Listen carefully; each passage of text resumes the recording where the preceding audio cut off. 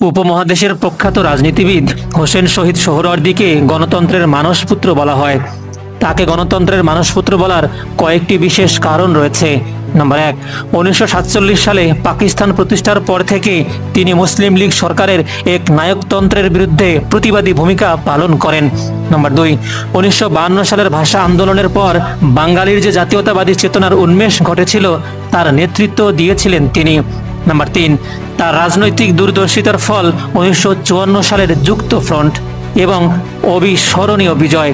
Number 4, তার প্রচেষ্টায় 1956 সালে পাকিস্তানের প্রথম সংবিধান প্রণীত হয়।